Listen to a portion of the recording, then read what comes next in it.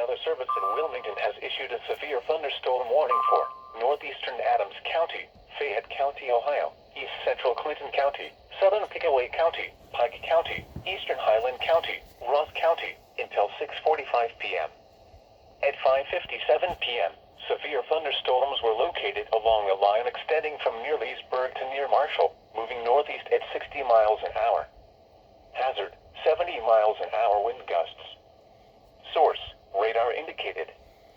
Impact, expect considerable tree damage. Damage is likely to mobile homes, roofs, and outbuildings.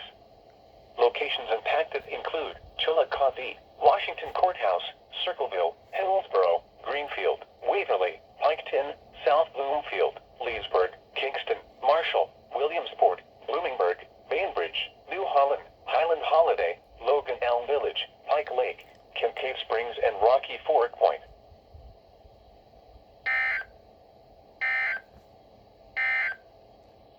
The severe